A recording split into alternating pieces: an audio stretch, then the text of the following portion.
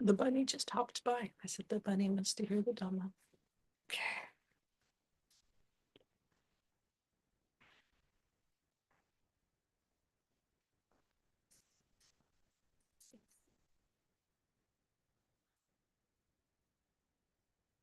Okay, so here we are.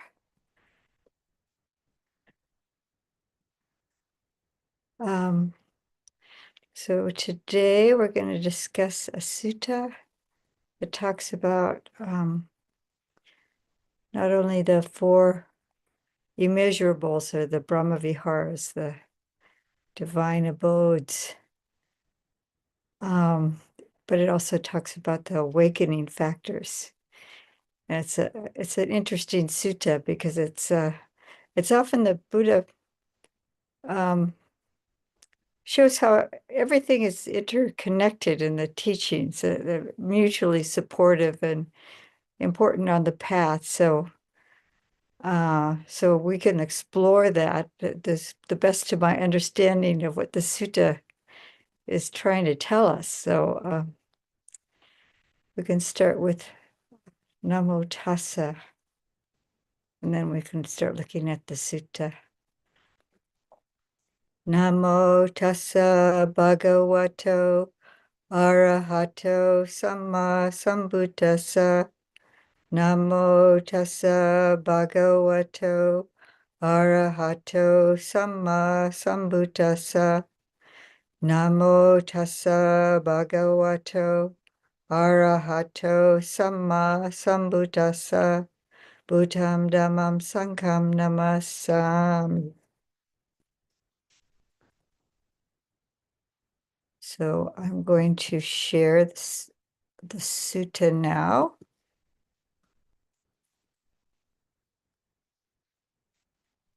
If you go to this, you'll be able to still, that one. Huh?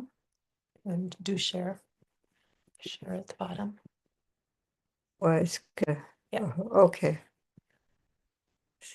So this is Bhante Sujato's translation, and he very kindly has the Pali, and then I have extracts of other translations on a document that we'll look at. And Bhante, this is in the Samyutta Nikaya. It's the connected discourses, or Bhante Sujato calls it the linked discourses.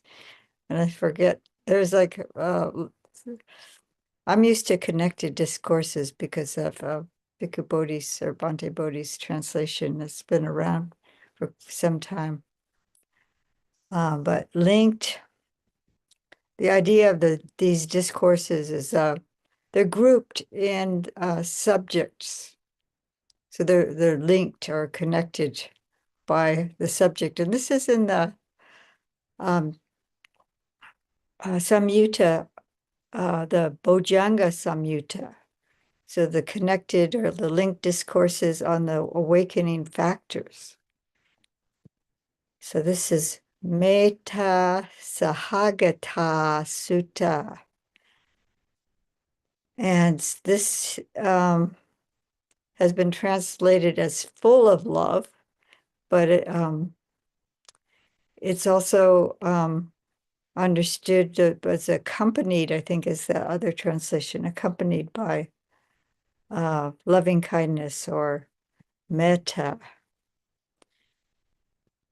So we'll just start reading, and I will go through the first part fairly quickly because it's a discussion with the monastics and some other wanderers, and then that brings up a question, and then we'll dive into what that question is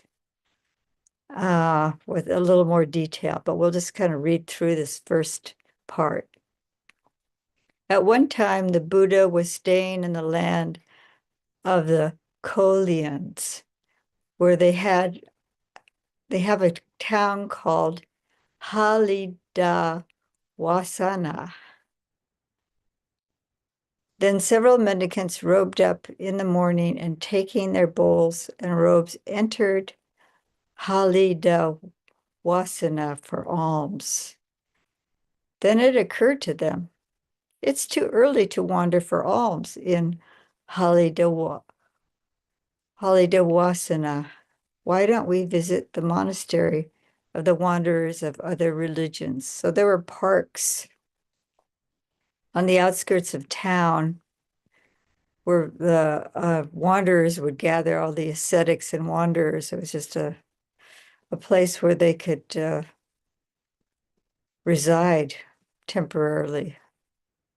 And then they would get into discussion there. When they went to the monastery of the wanderers of other religions and exchanged greetings with the wanderers there, and exchanged greetings with the wanderers there. When the greetings and polite conversations were over, they sat down to one side. The wanderers said to them, "Reverence, the ascetic Gautama teaches his disciples like this. Come, mendicants, give up these 5 hindrances, corruptions of the heart that weaken wisdom, and meditate, spreading the heart full of love to one direction, and to the second, and to the third, and to the fourth, in the same way above, below, across, everywhere, all around. Spread a heart full of love to the whole world, abundant, expansive, limitless, and free of enmity and ill will." So this, the part about the metta, starting with the metta, metta sahagatena cetasa ekam disam paritva viharati tata dutiyam tata tatyam tata chatutam iti udamado Tiriam sabati saba tataya saba wantam lokam meta sahagatena cetasa vipulena mahagatena apamanena awarena abhyapajena paritva viharati viharata, they say here. But this is a chant, actually, part of the this is repeated in many suttas, this very instruction that the Buddha gives. And they meditate, spreading a heart full of compassion in one direction. And so that is the same. So then this is used as a meditation, actually, and an instruction for meditation. And it's extracted for chanting. But it appears in a number of suttas. When the Buddha is giving an instruction to the monks, he speaks about all 4 Brahmā Vihāras. So here's they meditate with spreading a heart full of rejoicing. That's mudita. So this is karuna, metta, karuna, mudita. Rejoicing to one direction, to the second, to the third, and to the fourth, in the same way, above, below, across, everywhere, all around. They spread a heart full of rejoicing to the whole world, abundant, expansive, limitless, free of enmity and ill will. And they meditate, spreading a heart full of equanimity. That's upekkha, upekkha sahagatena.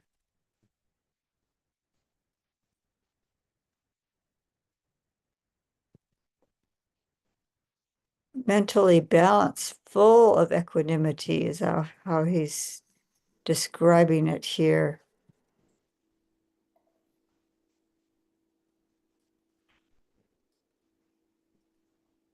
So they're saying we too teach our disciples in just the same way. So apparently they had the practice of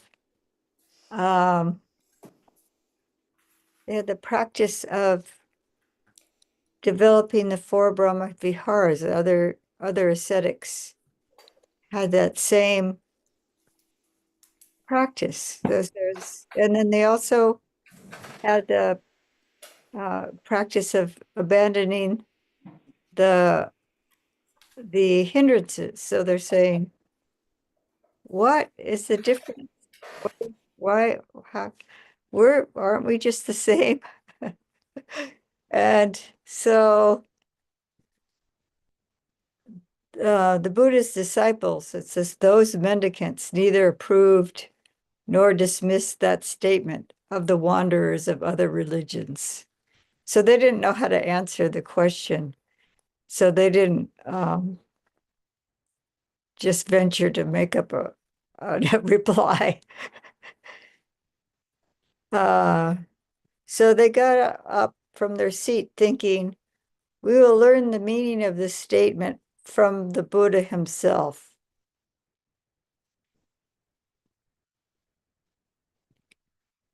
So I don't know if they just kept silent. Sometimes they're challenged if they just kept silent or they don't know. But I think this is wise, just to admit, I'm not sure, rather than misleading people by your own misunderstanding. So to check, to make, if you don't know, it's the best course is to say, I don't know. But so basically, maybe that's what they were saying, that we didn't know the difference by not replying or challenging them. So then after the meal, when they returned from alms round, they went up to the Buddha, bowed, sat down to one side, and told him what had happened.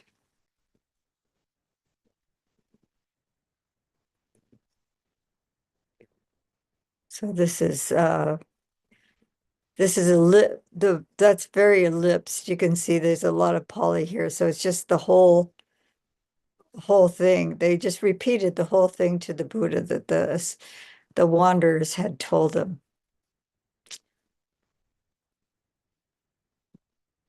So this is the Buddha's reply.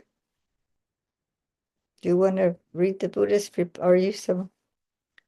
Okay, so the Buddha's reply, starting at, let's see, we will learn from the Buddha. It's mendicants. You weren't Oh, I following. went too far. Mendicants with when wanderers, that one. When wanderers of other religions say this, you should say to them, but reverence, how is the heart's release by love developed? What is its destination, apex, fruit, and culmination? How is the heart's release by compassion developed? What is its destination, apex, fruit, and end? How is the heart's release by rejoicing developed? What is its destination, apex, fruit, and end? How is the heart's release by equanimity developed?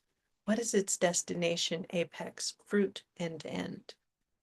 Questioned like this, the wanderers of other religions would be stumped, and in addition would get frustrated. Why is that?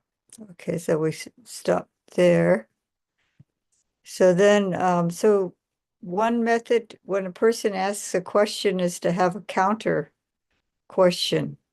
This is what the Buddha is instructing them to do.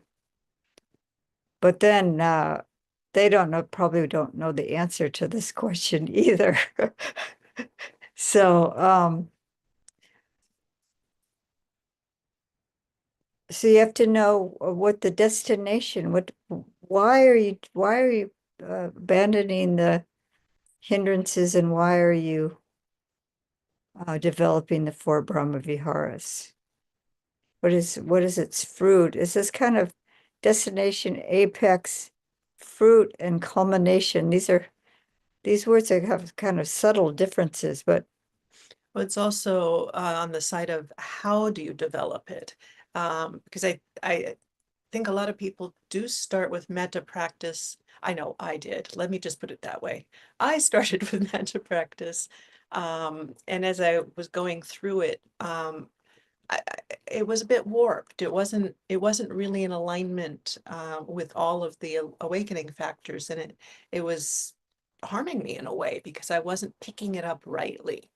And so I think the Buddha's teaching them how to pick it up rightly. yeah, how is it developed? what is the goal? And what is the goal? Yeah, for developing it. And there's slightly different distinctions between each one of these. Apex is like the peak, it's as high as you can go. And the benefit, the fruit, culmination. How is it? What is it like when it's fully mature?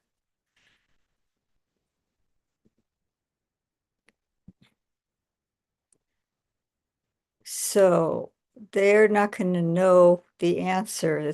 It's out of their because they're out of their element.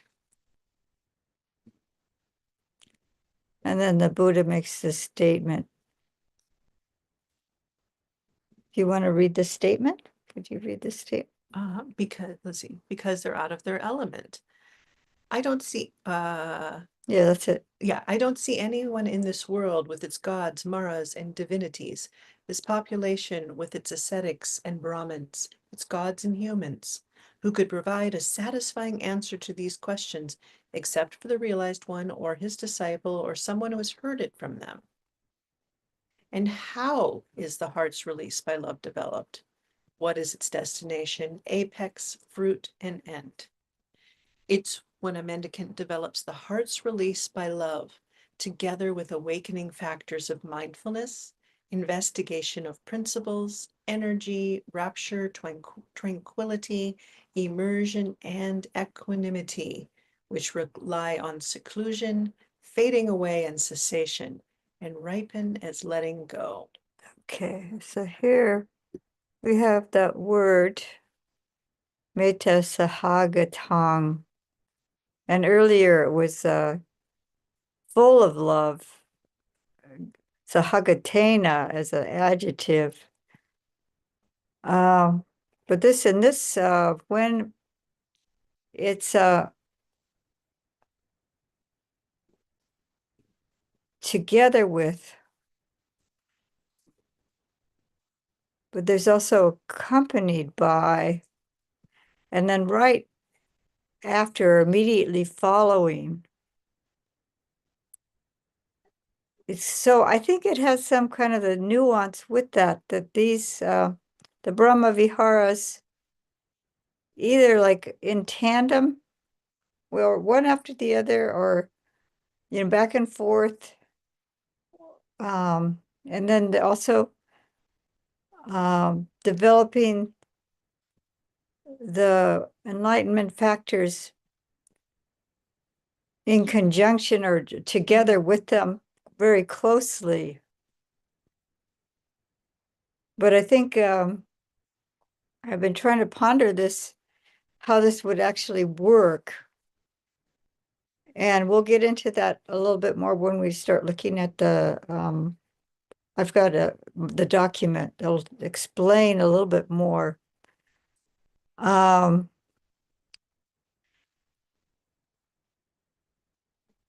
the mendicants, when a mendicant develops the heart's release, this is the metta citta vimutti.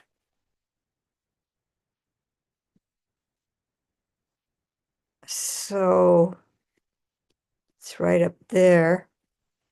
Metta citta vimutti is a liberation of mind by friendliness, emancipation of heart by benevolence.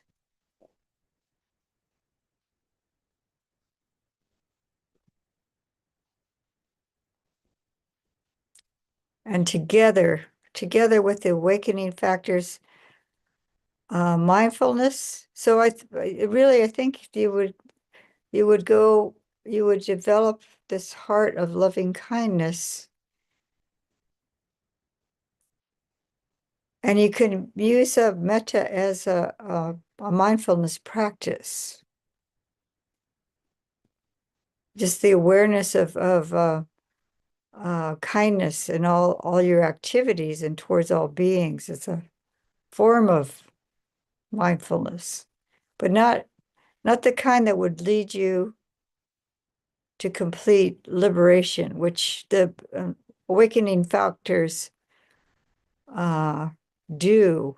And but continuous mindfulness, continuous awareness, and awareness of your mental states and developing wholesome states is in support of all of this. But we can continue reading it and I'll explain more. The Buddha's going to explain more.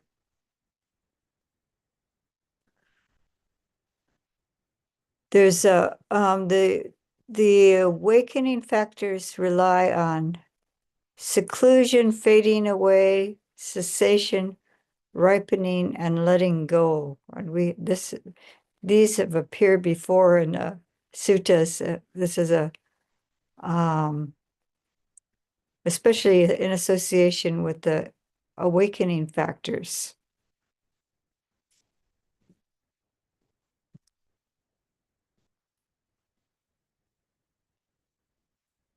So if they wish, may I meditate perceiving the repulsive in the unrepulsive. That's what they do.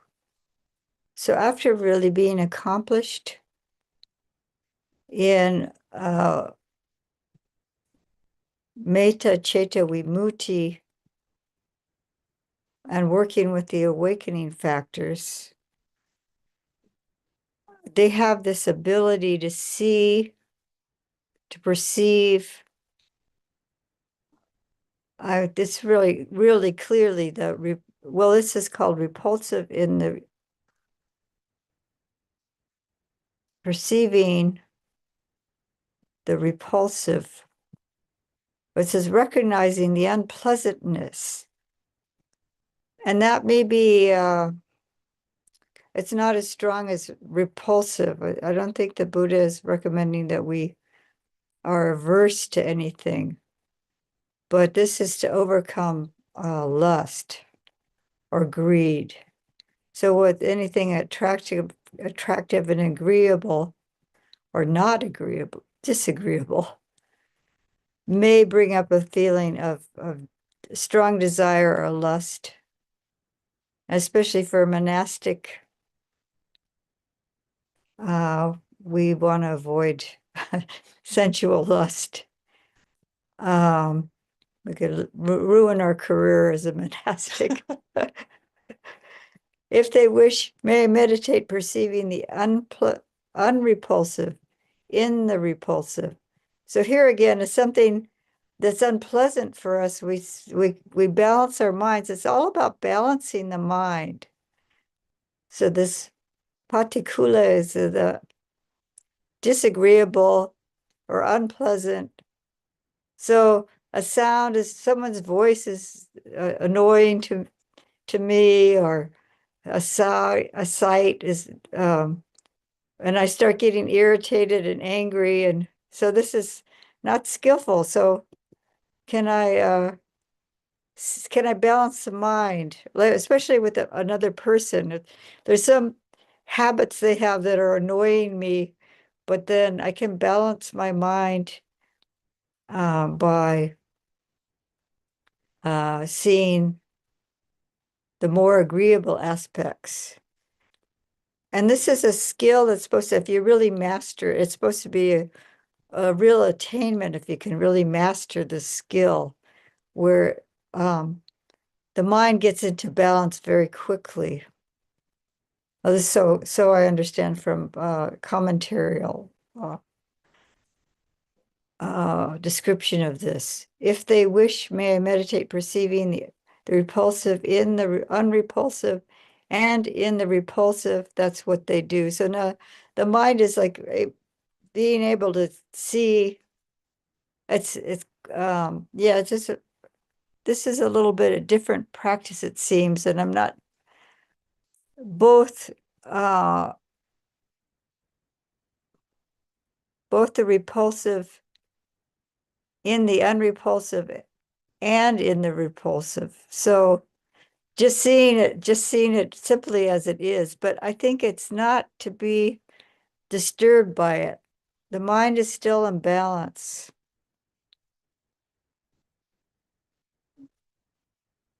If they wish, may I meditate perceiving the unrepulsive in the repulsive and the unrepulsive. That's what they do. So this in the I can't remember exactly this part in the commentary why, other than I think that the mind the unrepulsive is that the more like a kind of the disadvantage of something or the but it's not a disturbed mind that's seeing that. You can just see it clearly for what it is. And this is a little bit out of my element because it actually says this is a skill an arahant will have. So it's a maybe way out of my element. But it's a matter of just being able to perceive and to see things as they are without the mind being disturbed. This is what the best of my understanding of what this is actually saying. If they wish, may meditate, staying equanimous, mindful, and aware, rejecting both repulsive and the unrepulsive. That's what they do. Do you have any ideas about that practice? Well, not at the Arahant level.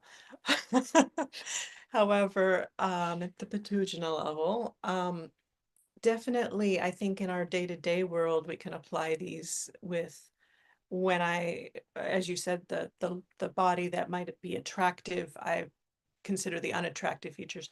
The personality that is rubbing me wrong, I call on even if I can't find something that feels redemptive in them to me, I can remember that they're a human being that is conditioned. And then in the equanimous one is the one that I feel is like the most ultimately beneficial to be able to just, yes, it is like this, and the response is not, I talk about Indra's pillar. It's an unshakenness by what's going on in the world. We might do things, but it's from an unshaken, balanced, centered wisdom. When we act, it's from that place of balance and wisdom. So I think we don't have to wait to be arahants to try this practice on. So, yeah. So it is working with perception and how we perceive things and understanding perception. But ultimately, yeah, it should help balance our mind rather than uh, make us negative. And the apex of the hearts released by love is the beautiful. I say for a mendicant who has not penetrated to a higher freedom.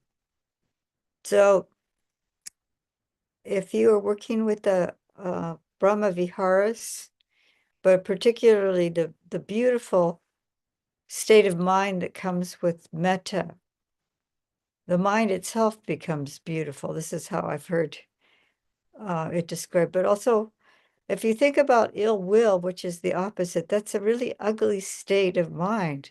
If you have hatred or ill will, it's really ugly. And then if you have love for everyone, then your heart is beautiful. It's a this is an exalted state because it's it says a Uttari Minutam, which is a superior, this is the highest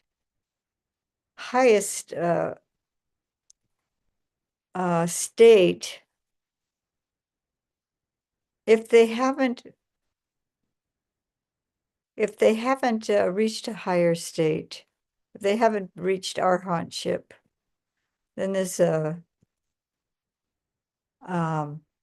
state of mind, Subha. Subha is beautiful. Having it as its peak. Well, so they haven't penetrated any further. So it's a very beautiful abiding. It's a very, uh, beautiful, pleasant abiding.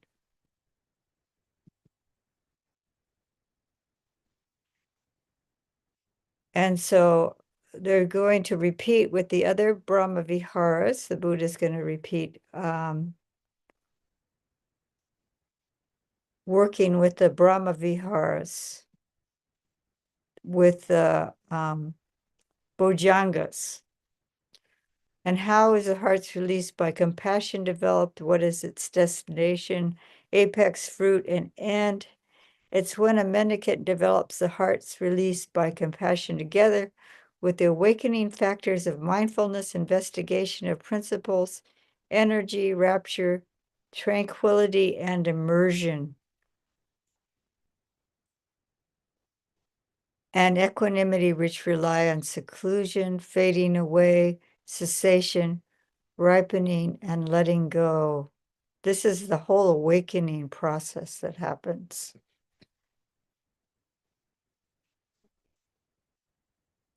If they wish, may I meditate perceiving the repulsive in the unrepulsive. That's what they do. And it ellipses to, if they wish, may I meditate staying equanimous, mindful, and aware, rejecting both the repulsive and the unrepulsive. That's what they do. Or else going totally beyond the perception of form with the ending of the perception of impingement, not focusing on the perception of diversity, aware that space is infinite, they enter and remain in the dimension of infinite space. So this is going beyond form, and you had an explanation, you had heard about this, right? About the oh, it's a beings having form, and because of the form, they're suffering. So then the mind goes to the formless dimension. But what occurred to me too is the wanderers of other sects had the abilities also to the immaterial realms. So somehow the compassion was the karuna was linked to infinite space, but they're going beyond form, the physical form which suffers. So you're wishing for the ending of suffering. That's an explanation. But yeah, this is also beyond this is beyond my scope of experience. So I don't I can't speak to that. The apex of the heart's release by compassion is the dimension of infinite space, I say, for a mendicant who has not penetrated to a higher freedom.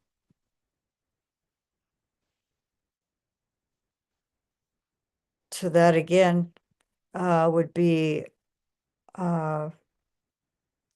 arhatship, possibly the higher freedom would maybe non-returner as well. And how is the heart's release by rejoicing developed? What is its destination, its apex, fruit, and end? It's when a mendicant develops the heart's release by rejoicing together with the awakening factors of mindfulness, investigation of principles, energy, rapture, tranquility, immersion, and equanimity, which rely on seclusion fading away and cessation and ripening as letting go. If they wish, may I meditate perceiving the repulsive in the repulsive. That's what they do. If they wish, may I meditate staying equanimous, mindful, and aware, rejecting both the repulsive and the unrepulsive. That's what they do. Or else going beyond the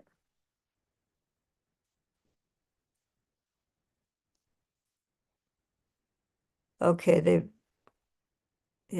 they just ellipsed it differently. Or else going totally beyond the dimension of infinite space, aware that consciousness is infinite, they enter and remain in the dimension of infinite consciousness. So again, consciousness may be related to the fact that the Mudita is that we're rejoicing in other people's happiness. So that's a more on the mental plane. And this is, I think I'm remembering this from the commentaries. I was trying to find how these were associated in the suttas, and this is the only place appears that I can find. And I couldn't find anybody else's teaching on this that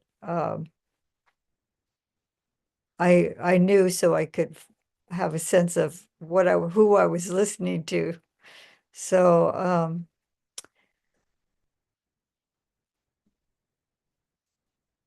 I don't have an explanation for the apex, but it's not the ultimate goal here. Awakening is the ultimate goal. I think if you just stop at these stages, when the breakup of the body occurs, you're likely to end up in a Brahma destination because of this cultivation. But one of the wise soothsayer types who met the Buddha as an infant cried when he saw what was going to become of the Buddha, because he realized by the time the Buddha reached his awakening, he would be in one of those Brahma realms and would not have access to the Buddha's teaching. So even those who, you know, have all of the attainments to reach these stages, if they really have wisdom, they know, oh no, I really want that teaching that is ultimately totally freeing. Yeah, thank you. Thank you for bringing that in, because this is like he's also responding to the wanderer's question. Mm-hmm. So this is as far as it would go with those types of attainment. Which is no small potatoes, but Yeah, yeah, yeah. but it it's quite an attainment in itself, but it's not going to lead you to full liberation. And that's why the Bojangas Mhm. are being brought in here. That's why the importance of that's the distinction. That's the real difference, is that the Bojangas, the awakening factor, starting with mindfulness. And we have time. So Yeah, we're getting to equanimity. that one's infinite consciousness, I think. And how is the heart's release by equanimity developed? What is its destination, apex, fruit, and end? It's when a mendicant develops a heart's release by equanimity together with awakening factors of mindfulness, investigation of principles, energy, rapture, tranquility, and immersion, and equanimity, which rely on seclusion, fading away, cessation, and ripen in letting go. And then it's the whole thing with the repulsive and the unrepulsive. And I think it really culminates in, may I meditate staying equanimous, mindful and aware, rejecting both the repulsive and the unrepulsive, or else going totally beyond the dimension of infinite consciousness, aware that there is nothing at all. They enter and remain in the dimension of nothingness. Okay. The apex of the heart's release by equanimity is the dimension of nothingness, I say, for a mendicant who is not penetrated to a higher freedom. And this makes me remember when the Buddha was working with the Ramaputta and his other teacher. He was entering these formless attainments. And when he got to the state of nothing, he said, I got there and there was nothing, and it wasn't liberation. So it was like, this wasn't the highest goal here. It's just like it wasn't feeling liberating to him. Oh yeah, the superior, supreme freedom, release. It's not that. So I have here an extract from Bhikkhu Bodhi's translation of this same sutta, just to compare the wording a little bit. And how bhikkhus is the liberation of the mind by loving kindness develop? What does it have as its destination, its culmination, its fruit, its final goal? Here, a bhikkhu develops the enlightenment factor of mindfulness accompanied by loving kindness. The enlightenment factor of equanimity. So he's ellipsed All of them. all of Do them. all seven. But yeah, I should have gotten those. Accompanied by loving kindness based on seclusion, dispassion, cessation, and maturing and cessation and maturing in release. So if they wish may dwell perceiving the repulsive in the unrepulsive, they dwell perceiving the repulsive therein.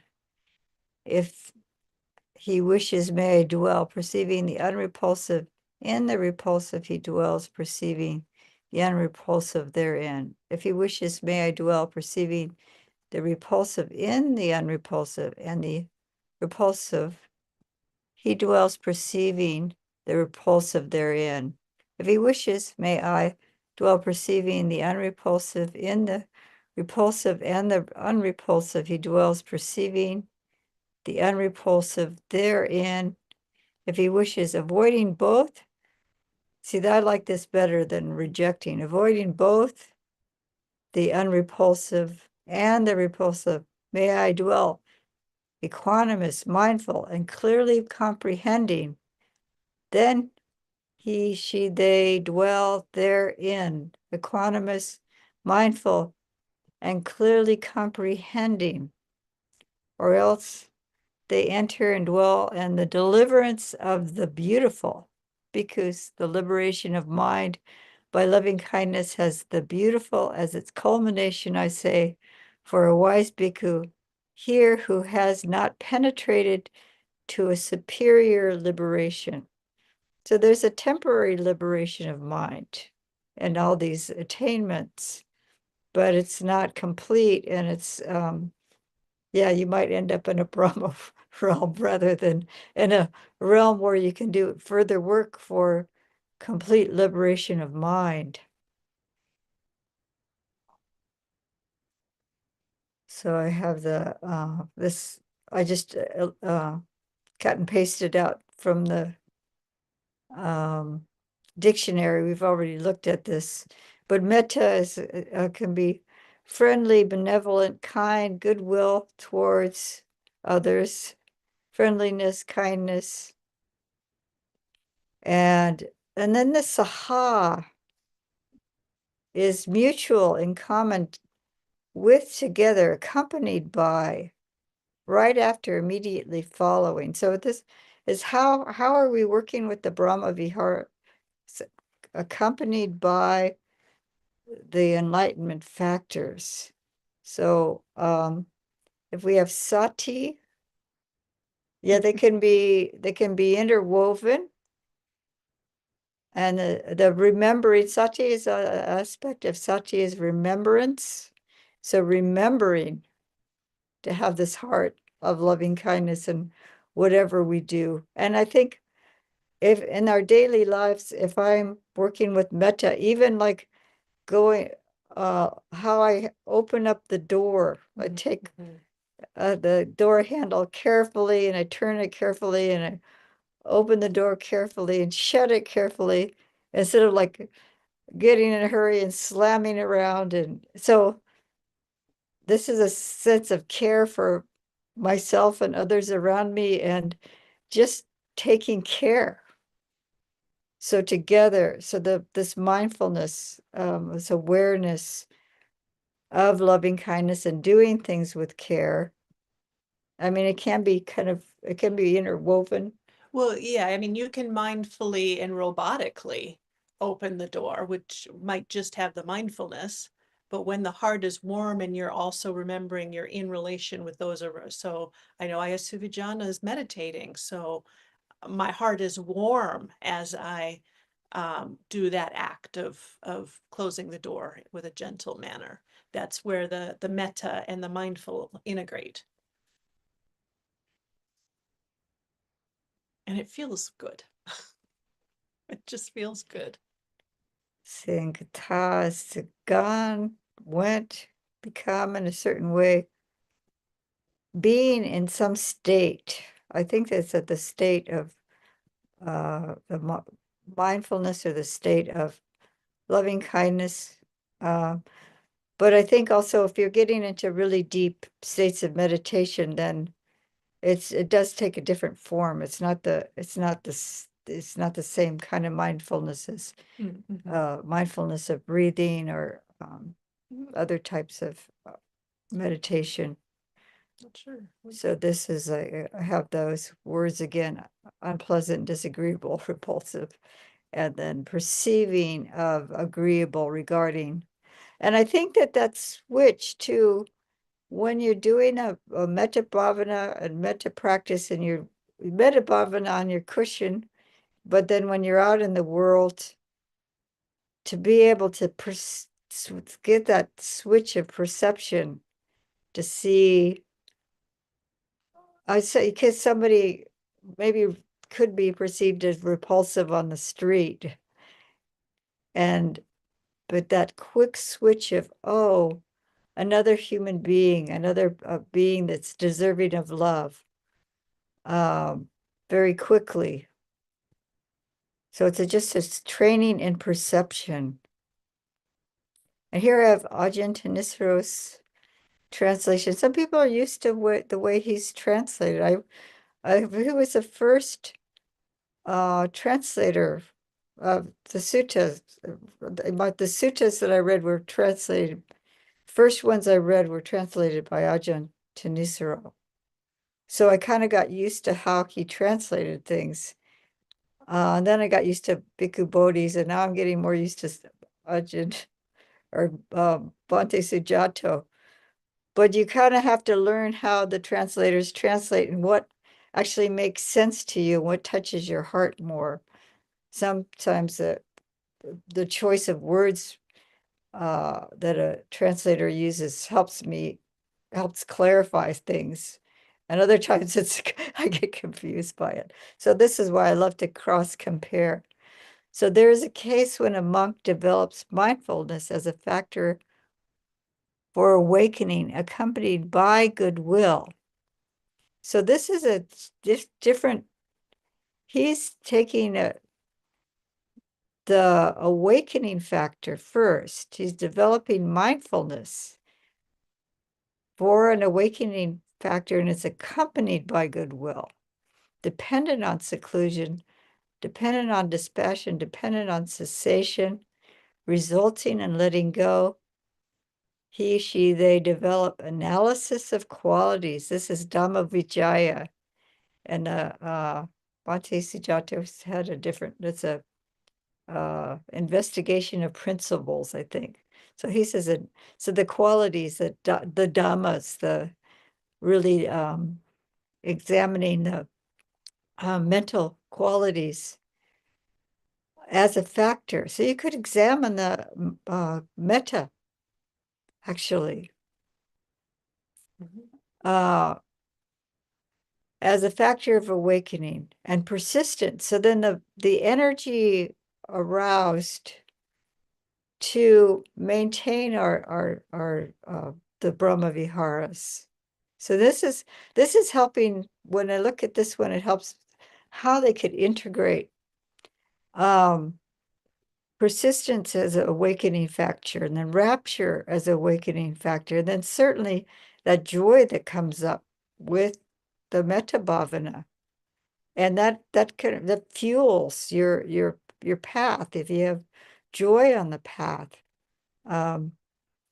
Serenity in them. So that's Pasadi Bojanga, for awakening. For awakening, accompanied by goodwill, dependent on seclusion, dispassion. Seems like we're missing something here. I missed, oh, okay, rapture, serenity. And then he says concentration for samadhi as an awakening factor. And then metta, or any of the Brahma Viharas, at a certain point of development, you can enter the jhanas. So you get a focused and integrated and powerful enough state of this metta bhavana, and the mind comes into unification, and there's the ability to use it as a springboard for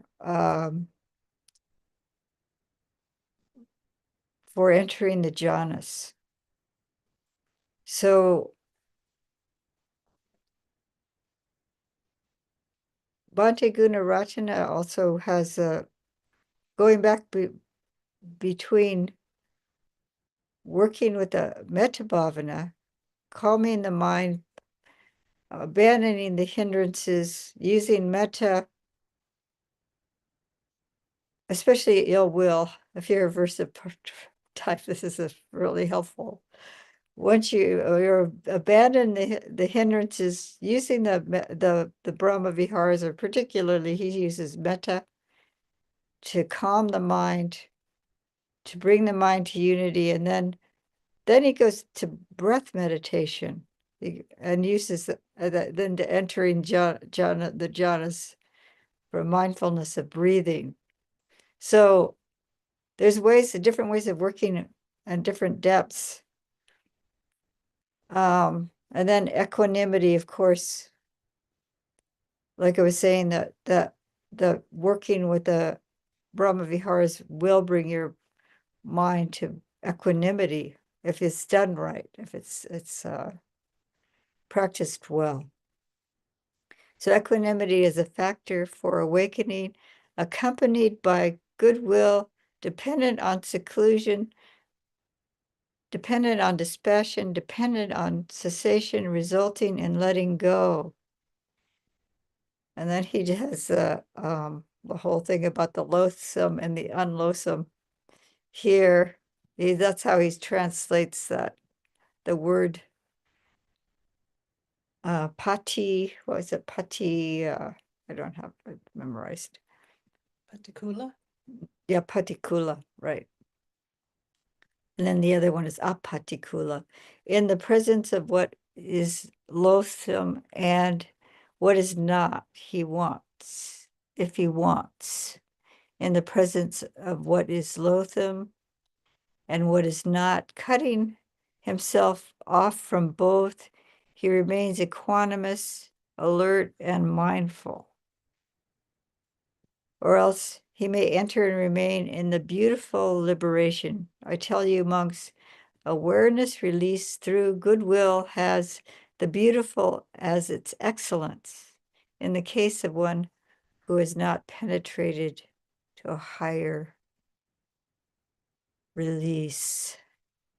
And awareness release is how Ajahn Nisaro translates Chaita Vimutti. And he says it's a state of mind released from passion, but this can either be the temporary release found in concentration, or in the metta. Chaita Vimutti would be having metta as a basis for release from unwholesome states, or the arhat's full release from passion.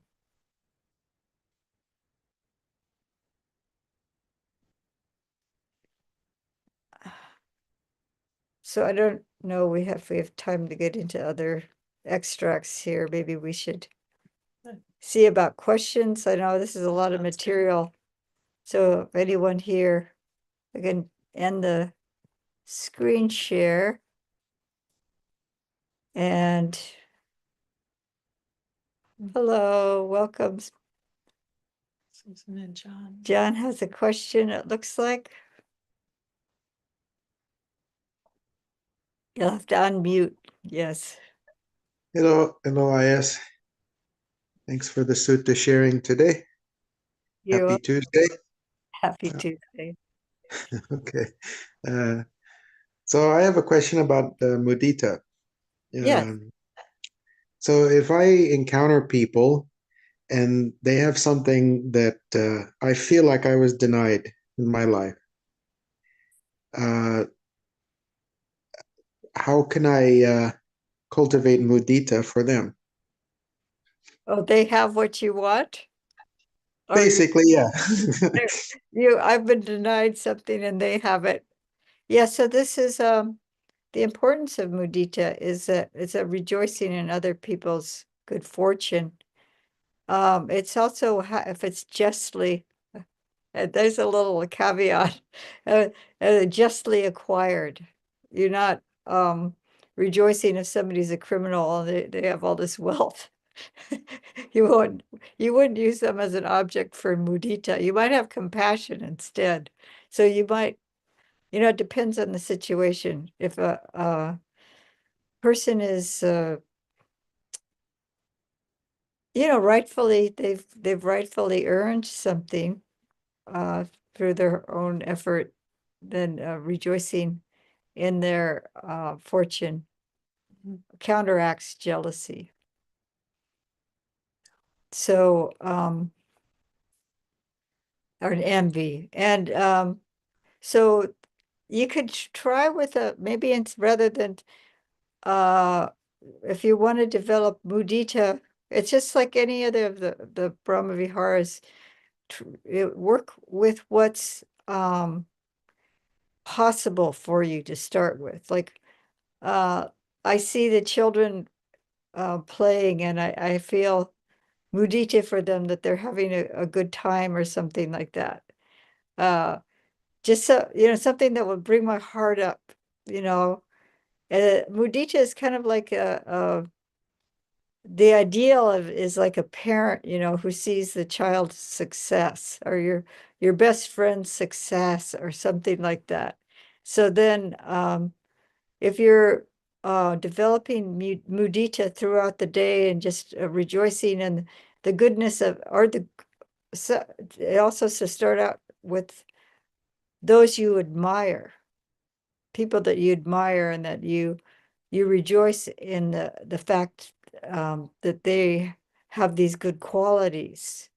So then you're strengthening that aspect of your heart to look and for the goodness and to rejoice in the goodness. And then when it's challenging, like somebody got one example they use a lot is somebody got the promotion that you thought you were really worthy of getting at that work. Someone and and you thought, oh, well, I would do a much better job than them. But so that's more challenging. So if you've been strengthening your mudita muscle by something that really uplifts your heart, then it's more possible for you to have mudita in a situation that's difficult, that's to overcome jealousy, to overcome envy. Is this making sense? Can I add on the internal side? Sure. So all of that toward the person who has received whatever this benefit is. But don't forget there's a part of you. And there's another one of the Brahmā Vihāras that's important there, and that's compassion. And so having compassion for me, myself, who doesn't have or didn't have, I didn't have that as a child, I didn't get that promotion. And so there's a sense of, oh, of course, there's this hurt here. I wish me well too. And so caring for the part of you that is feeling these afflictive states and the downness of not having or not having had, caring for that, then you'll find once there's this stability of the metta internally for oneself, that it's a lot easier and a lot more stable and a lot stronger to be able to just naturally rise to the joy of someone else having. You may not have that very thing, but because there's a sense of care and stability in self, and I'm using self in a healthy kind of self way, not no self, non-self way. If I have compassion for the part of me that hurts or has hurt, then eventually that tug is not there because I've given it care and love and stability and understanding. Then the movement is easier for mudita. So there's those two things, though. Mhm. I think in order to be able to rejoice, because you could just be just working with compassion, but I think you also that uplift of rejoicing. Internal, external, internal, Yeah. external. So to find things to rejoice in, to find people to really that you admire and to rejoice in their goodness. We And have a looking for bunny. that. Oh, well, We rejoice daily in the bunny that visits us. Susan has a question.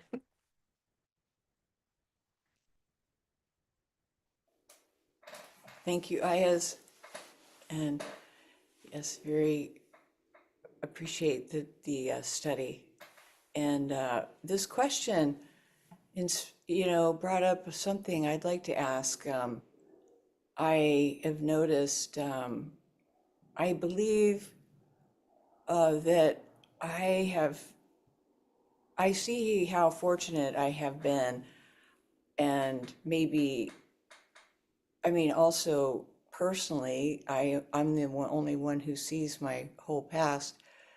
And I see it's people don't see my past. They may see now, but they don't see all the things that I've gone through that were difficult, that were things that were not uh, that were maybe don't reflect how I am now.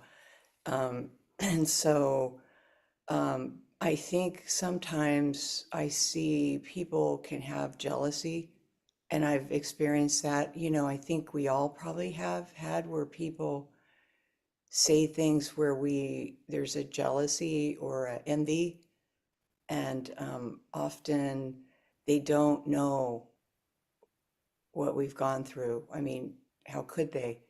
And anyway,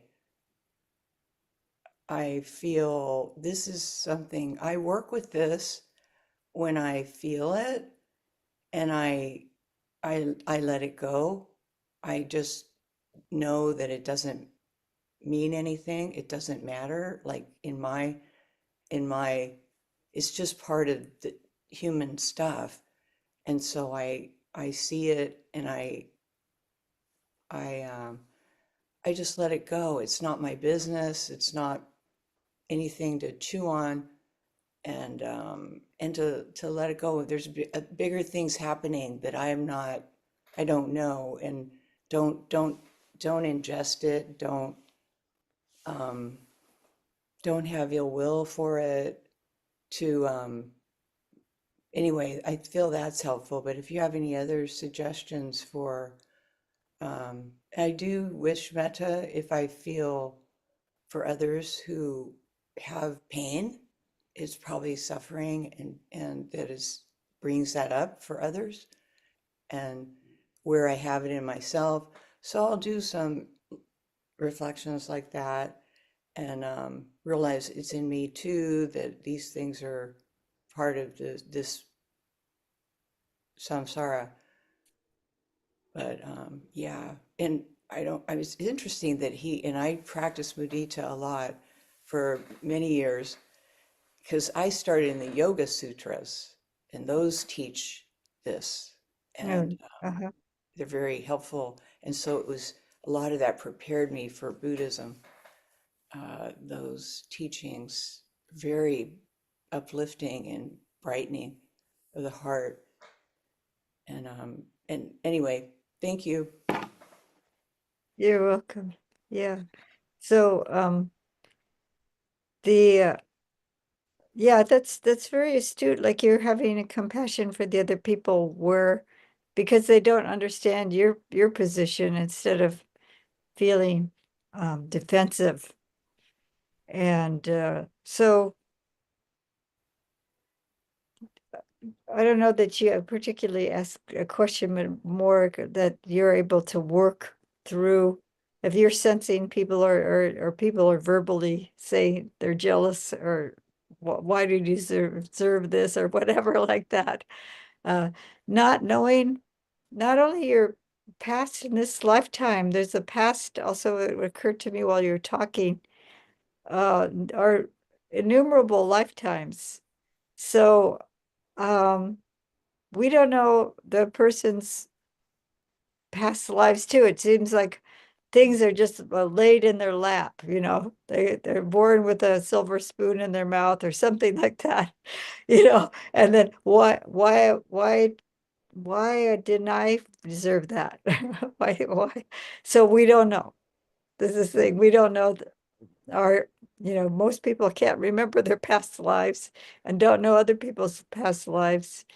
And then we don't know their history either in this current life. So that's a really good point um, to reflect on.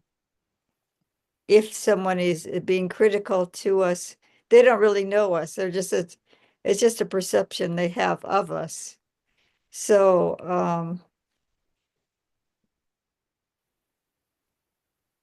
yeah, I think our own state of mind is what's most valuable here, no matter what other people have. When you're thinking about when you're comparing, there's a comparison that's going on, and that's causing harm to us. If we uh want what the other person has and feel like we have to have it, there's this comparison that goes on. And what we have is this potential as a human being to awaken. And that's so invaluable. You can't, I mean, that's what we should be rejoicing in, is that we have this potential, and we have the Buddha's teaching, and uh we have other people that are on the path along with us. So that's really worth rejoicing in. So I just kind of a ramble, but just thinking about what both of you and John had said, that's kind of meshing together. That's we can always remind ourselves of that. No matter how difficult it may seem, this is grist for the mill. I, I I have this opportunity as a human being to use this experience as a human being and whatever's happening in my life uh, for the path to awakening. So should hopefully bring us joy. It might seem tough. It's kind of like climbing the mountain, and it's really tough to climb the mountain. But if we've got a good map, we just keep going and just stay on the path until we get to the top. So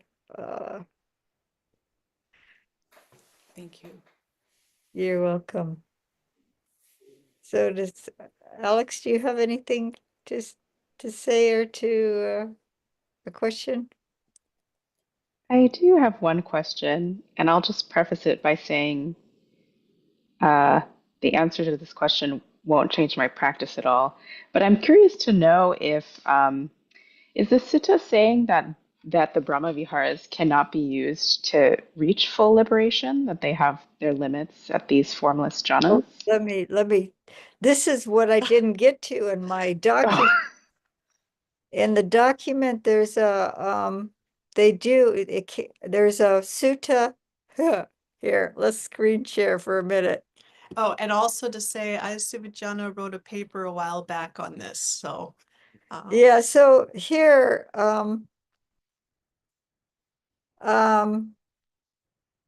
what we do, this is sutta number 52.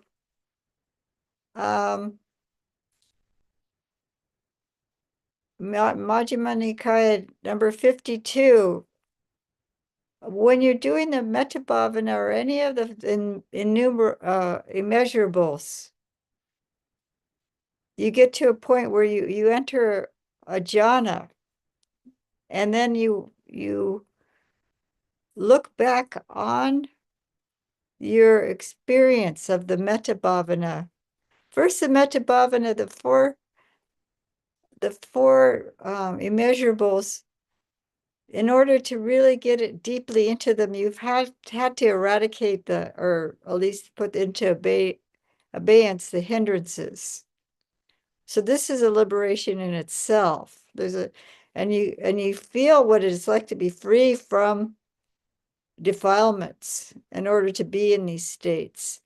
But then after you exit the jhana that's produced from any of the immeasurables, you look back, and then you understand whatever is produced by choices, that's a sankhara, the abhisankatang.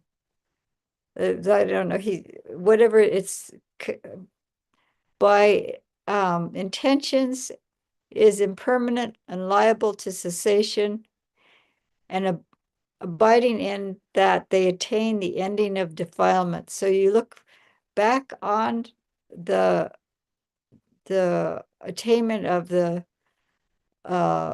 metta, and you see that it's conditioned. And then using that as an insight practice, you can be completely free. So that's the sutta says, for one who's not penetrated further.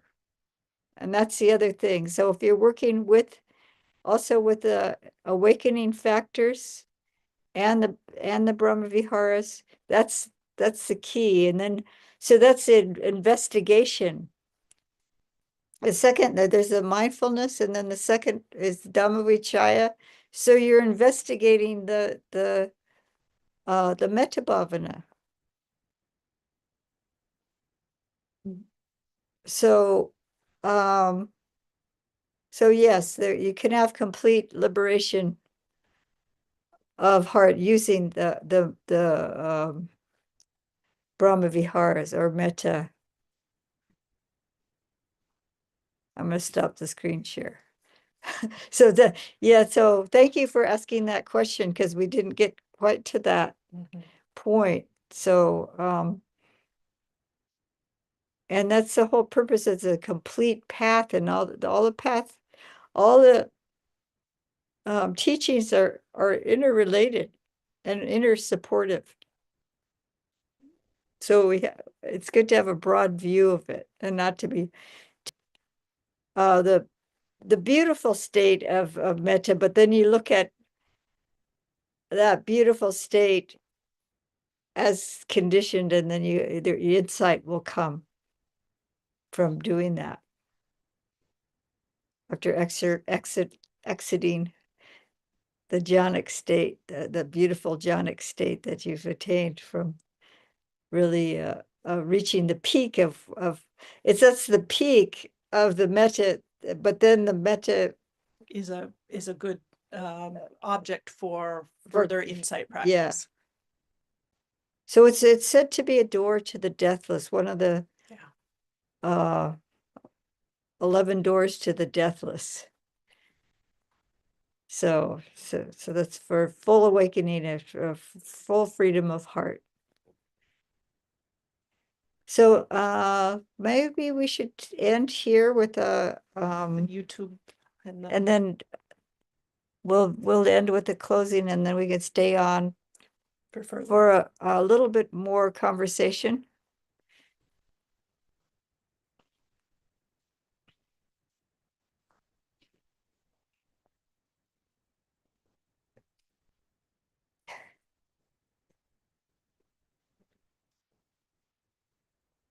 Araham Sama Sambuddho Bhagava Buddham Bhagavantam Abhivadin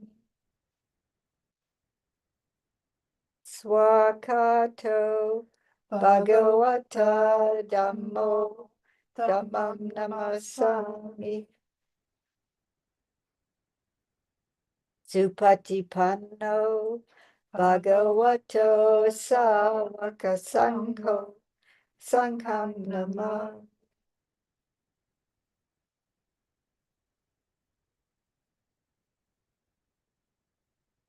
So thank you all, and this